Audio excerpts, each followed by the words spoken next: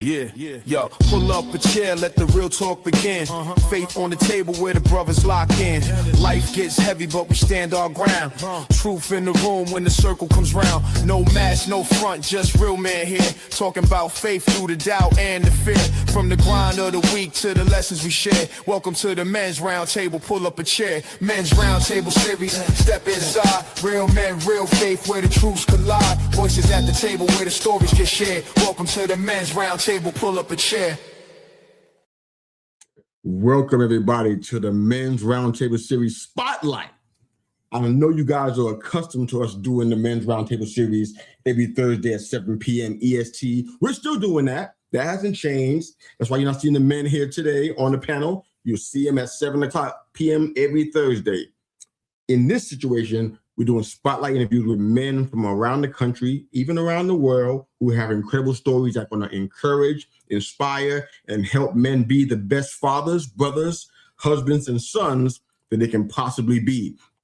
And this is our very, very first episode, so I am definitely excited. Got a few butterflies going on in my stomach a little bit too, because this is our first one, and I'm excited about it. I brought in a good friend of mine. He is the president of Derrick Companies and the author and speaker and the author of the book Restored by the Storm. I want to bring on Bill Derrick with you guys today. You guys got to meet him. He's a fantastic guy, so let's bring him on. Bill, how are you today, man? I am great. Yusuf. It's a great day. I'm glad to be with you. Same here, man. So glad you're here, man. We've had many conversations. You've been on a couple of my shows, I believe. So this is a welcome treat for sure. You always have something awesome to say. So if you guys are watching for the very first time, this is our first time doing this spotlight interview series. So if you're a part of this, thanks for making us part of your week. We are live on YouTube and Facebook and LinkedIn as we speak. So if you guys are watching us from LinkedIn, YouTube, or Facebook, thanks for making us part of your week. Thanks for supporting us. If you have any questions for Bill or myself, drop them in the comments section. We'll answer those live on the air today. And of course, we'll have this on listening platforms sometime within the week or within the month. It depends on scheduling. But thanks again for being a part of this. And Bill, lots been going on with you, brother. You're doing a lot of great things. Anything, before we get started, anything new that's going on that you want to share with us? Anything new that's happening? No, I seem to keep myself very busy doing a lot of things, and probably a little more organization in my life would be good. And but lately I've just been being here, there, and everywhere, and I enjoy that. So no, things are good. I'm enjoying the transition that we're trying to do at my company, the Derrick Companies family business. It's patience. It's teaching me patience, and then also out marketing my book and looking for opportunities to get in front of people. So that's kind of my life. No, that sounds like you're just trucking away. You be consistent. We talked multiple times over several months, and you've been consistently building something. And I honor that, man, because I see a lot of men that are kind of bouncing around and they're doing different things, and there's no continuity, there's no consistency, and then they wonder why things aren't working out. So I respect what you're doing, brother. Thanks again for being a part of this opportunity today to start this new venture with us. You're the first one. I hope that means something to you, man, because it means a lot to me to be the first. It means a lot to me. It means probably after today, after this interview, you'll have a lot to improve upon. So, oh, come on, man. This is going to be great, man. I love it. You talked a lot now. I'm definitely speaking to the men who are watching and listening today. And for those that are not men that are watching and listening, I know you are always out there. You're always supporting us. Share it with your husbands, your fathers, your brothers, and your sons. Let them know that we're doing this. And of course, support us on our social media outlets and, of course, on our YouTube channel, youtube.com / They Call Me Mr. U. So we talked about this a lot, but I want to kind of bring it back in again. In 2008, that was probably one of the worst times in our history in regards to finances. That was our recession. Everything was collapsing. What did you realize about yourself as a leader that kind of fell short of what you thought you should be as a leader in your family and or in your business? And how did that realization kind of change how you started to lead? Um, I think the first thing that I learned was success is not guaranteed in life. I think a lot of us operate under the axiom that all you have to do is work hard, work hard, work hard, and success will come. Well, in our case, we worked hard with our business, and success did come, but then it started collapsing because of the Great Recession. And I learned, probably the most important thing I learned is I am not in control as much as I thought I was. Wow. And I wouldn't consider myself a control freak. Maybe others did, but I just, as a leader, business leader, business was so simple. You just, have a business that offers a product or service that others want. You market it and sell it for the right price. You do it, and you collect the money and put it in the bank. It's that simple. But during the financial collapse, and for us, it was about a 5-year deal. Wow. Yeah, it wasn't that easy. We had a lot of land for development. We're not only a residential builder, commercial industrial builder, but we also buy and develop land here in western Wisconsin. And so, which was working just fine until it wasn't, until everything collapsed. We weren't making any money. The banks wanted to be paid. We started running out of money. And I'm going, how is this happening? This wasn't supposed to happen.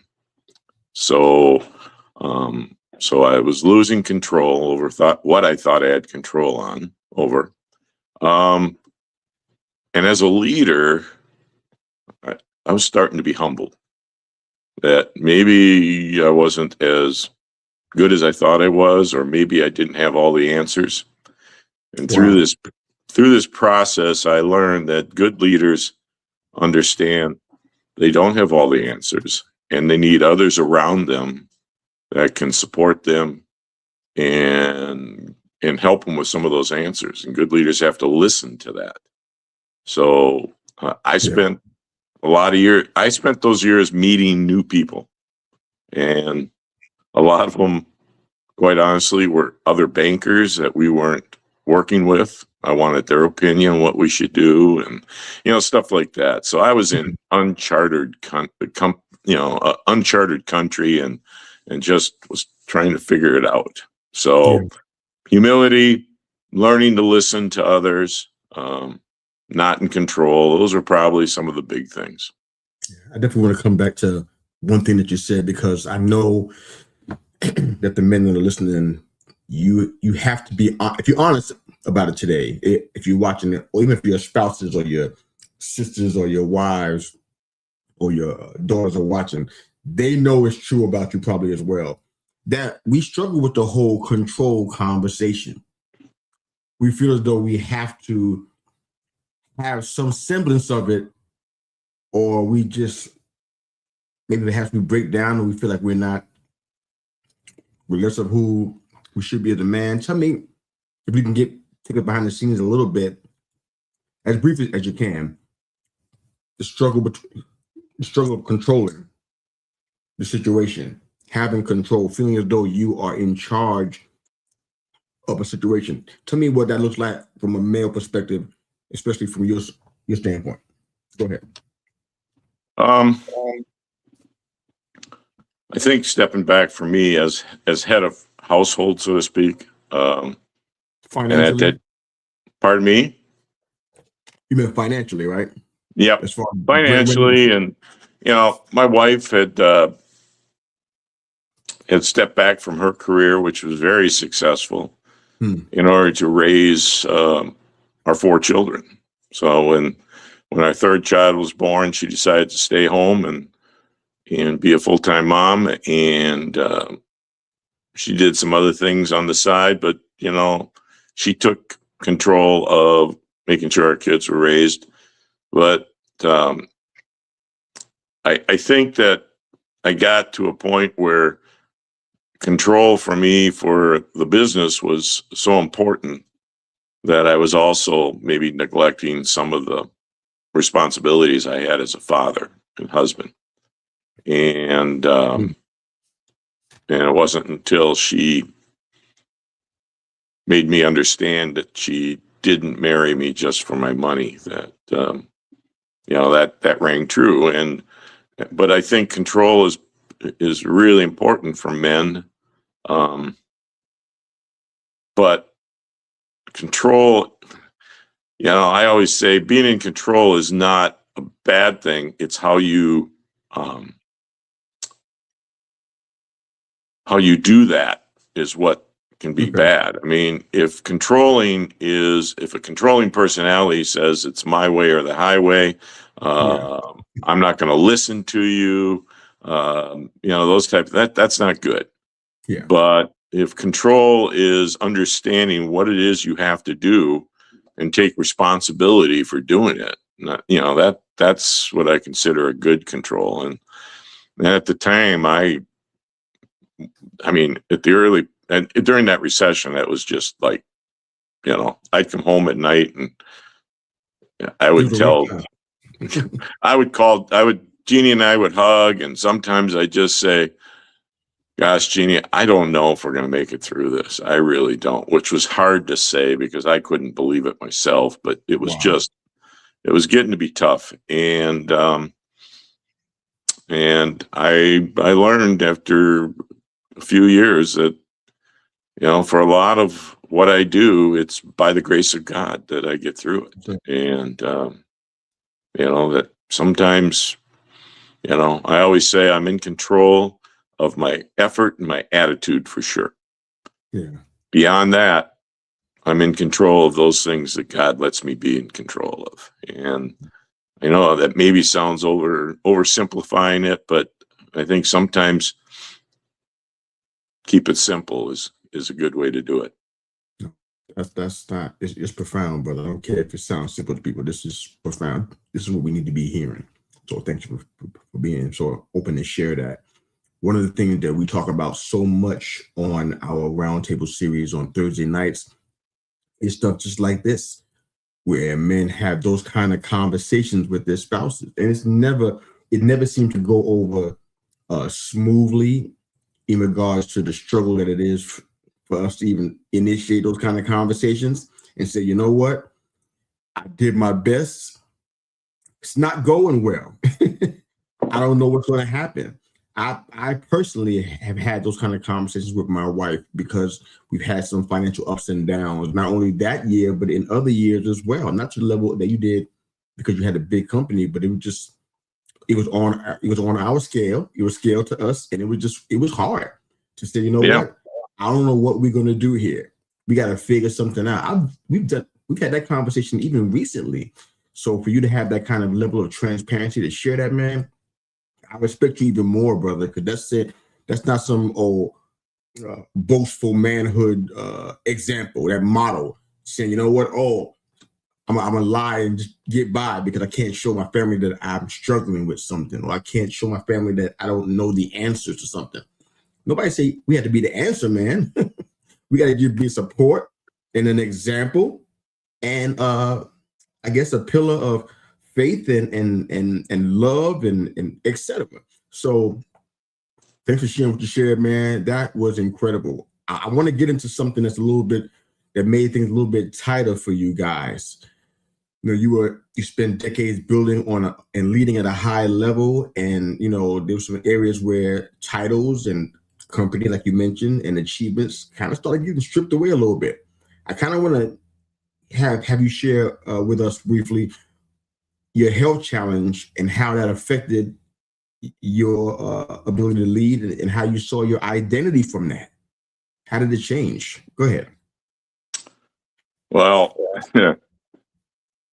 believe it or not, when I was originally diagnosed with multiple myeloma, and for those that don't know what it is, I didn't know what it was when I was diagnosed with it. But multiple myeloma is a non-curable blood cancer. deadly, although the treatments keep getting better and better. But so when I was diagnosed in 2013, the average life expectancy from diagnosis was about, on average, 7 years. And so that would be 2020. I look back at that now, Yusef, and I go, given that, why didn't I just cash in my chips and say, hey, my career is, is over, and now it's time to take care of my health and this problem. And that's a hindsight thought. I'm glad I didn't do that. I really am glad I didn't do that. And I think part of it was because, and you and I've talked about this, I firmly believe that when we were going through the 5 years of the battle with the business stuff, I believe very strongly that God was using that to build me up, to tear me down and then build me back up. And he strengthened my heart, my mind, my soul, and my ability to have relationships with people in a better way, in a more personal way.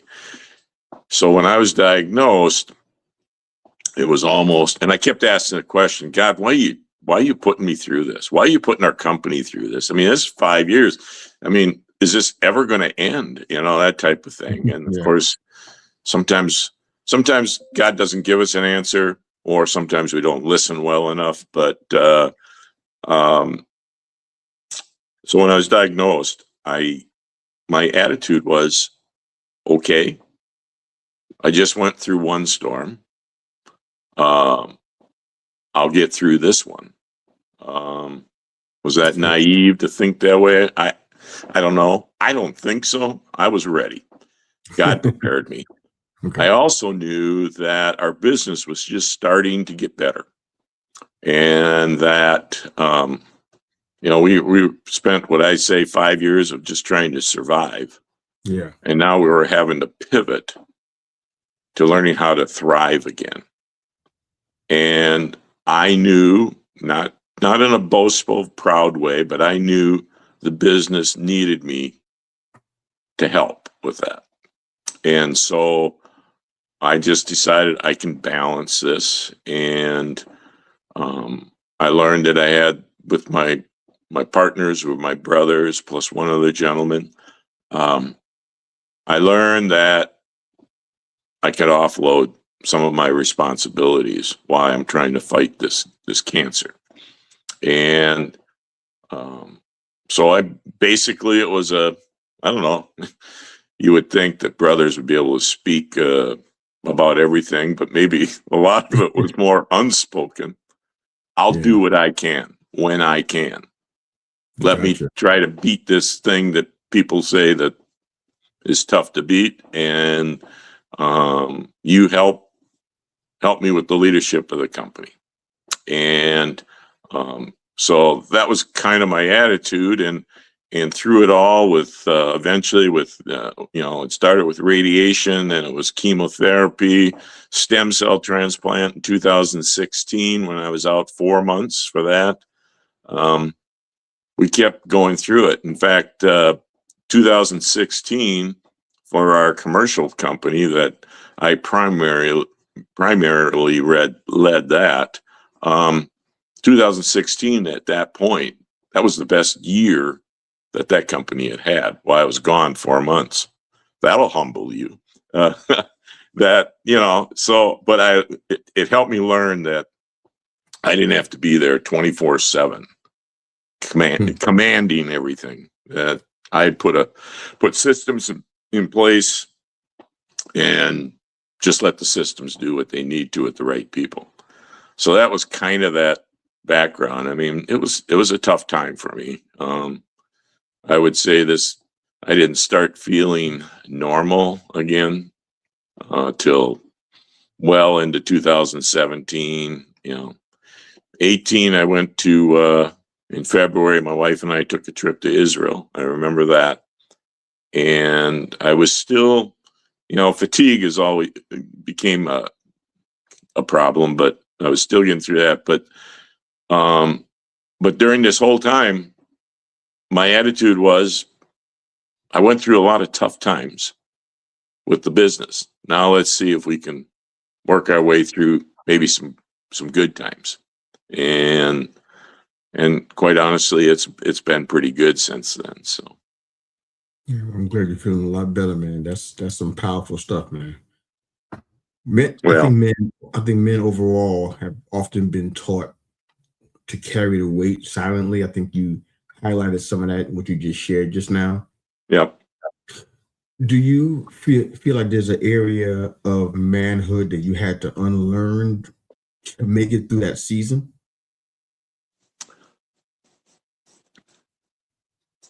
Here's the way I look at it. I agree. Men tend to want to carry stuff inside. We're taught that no, you got to share. You got to let this stuff out, and it's a tough thing. I've been fortunate enough to be part of a couple of peer groups over that time. Okay. Of other men. One of them was strictly well, I say strictly, but basically a peer group of other commercial contractors from around the United States. There was about 8, 9, 10 of us, depending on the time. Okay.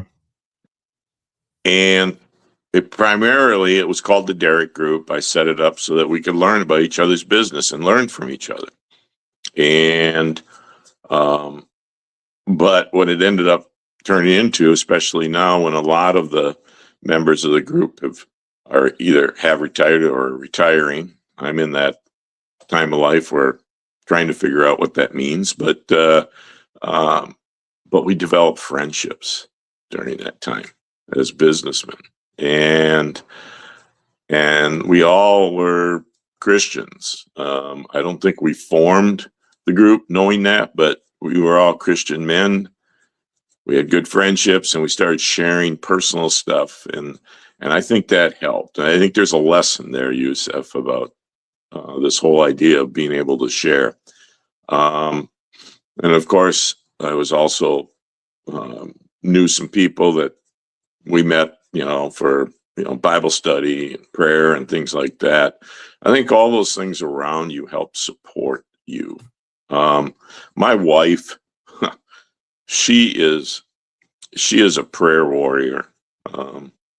Like number one. And before we went to Rochester in early July of 2016, we were there for a good month while I was getting my stem cell transplant done. She announced because we kind of kept it a little secret. You talk about not sharing. I kept my situation as quiet as possible, because I didn't want people to look at me and say, well, there's Bill Derrick. He's got cancer. Poor Bill Derrick. He's got cancer. I didn't want to be known for having cancer. Even with our neighbors, we had a great neighborhood.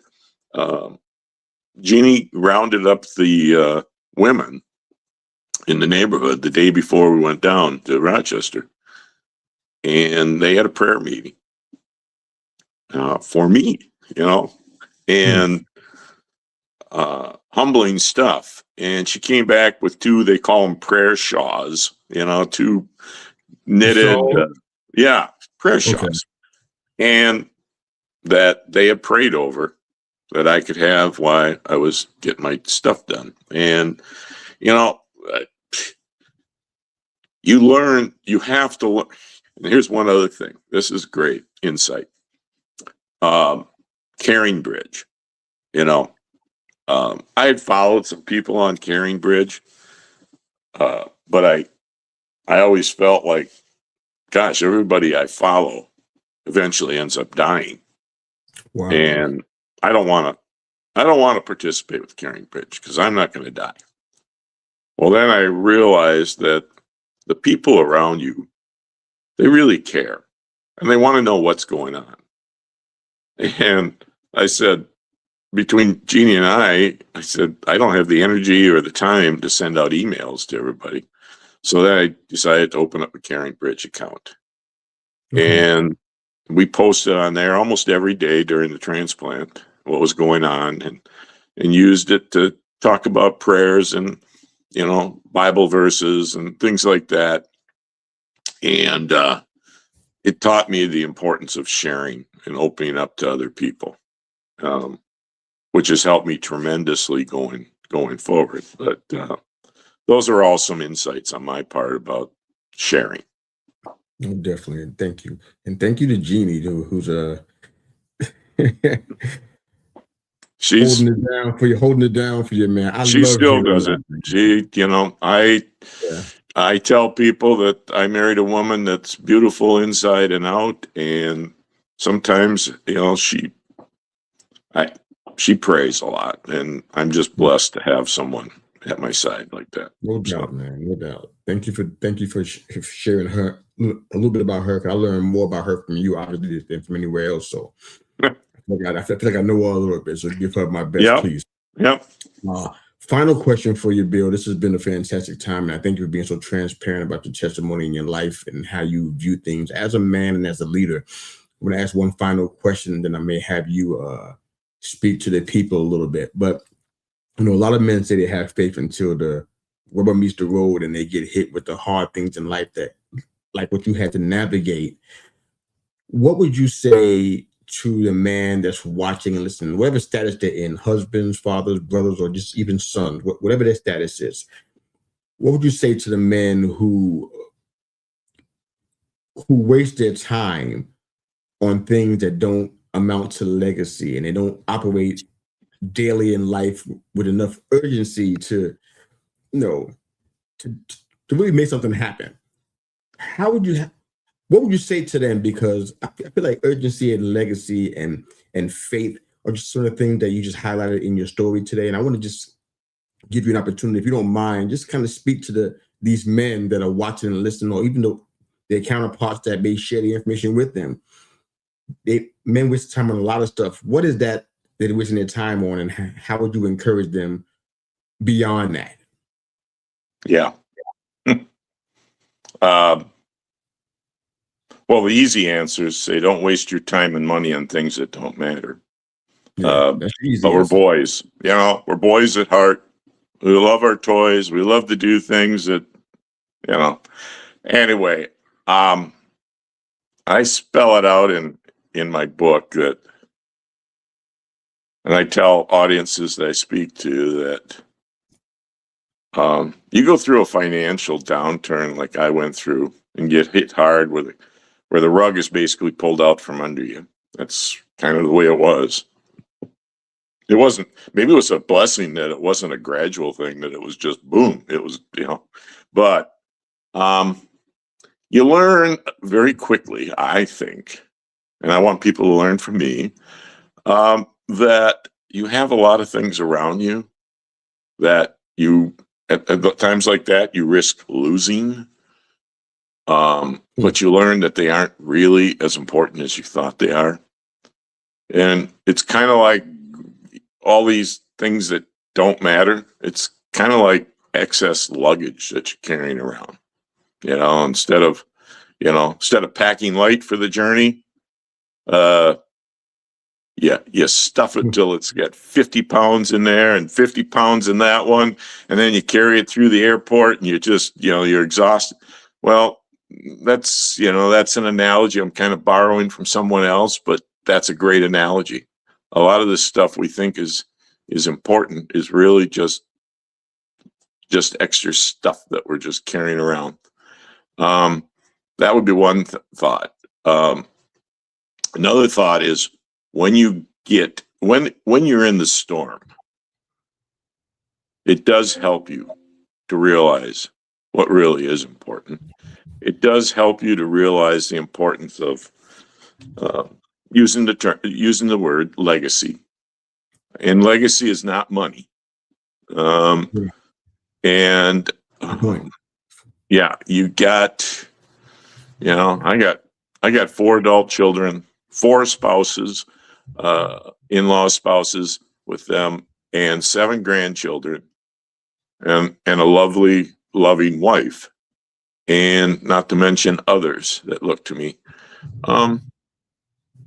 Legacy is when I pass from this world, it's going to be the things that they say, you know, Bill used to always say this.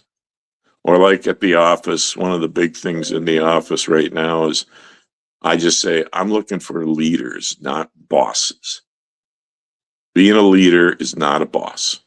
And I have some people that are learning that. But while you're in the storm, it's going to sound a little strange, embrace the storm. Because during that storm, which will end, and sometimes it's hard to believe it will end, but it will end. And we have the opportunity to be better people because of the storm.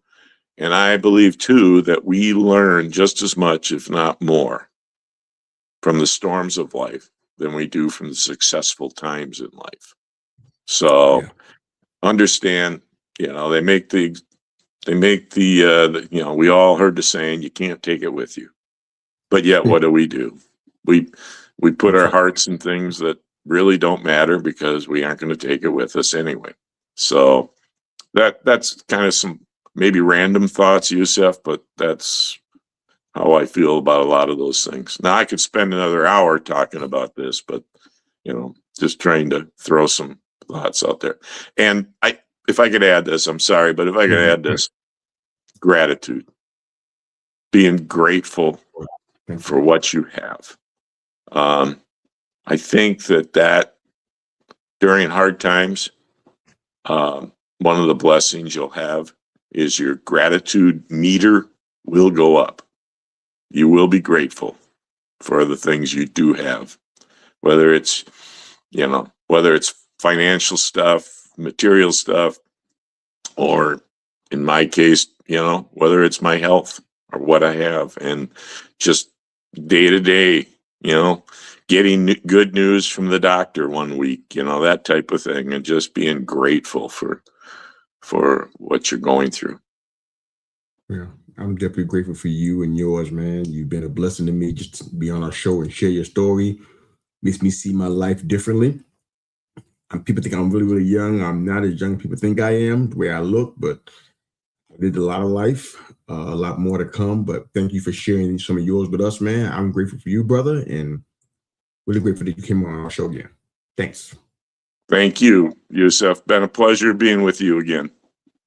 Same here. For you guys that are watching and listening, if you would like to support our show, the support links are in the show notes. You can buy me a coffee, or you can jump on our Patreon account, help us make more content like this one, which I believe is impactful. And we're definitely grateful for all of our listeners and our viewers.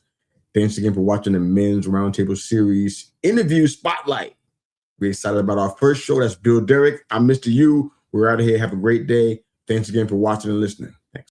Men's Roundtable Series, step inside. Real men, real faith, where the truths collide. Voices at the table where the stories get shared. Welcome to the Men's Roundtable, pull up a chair.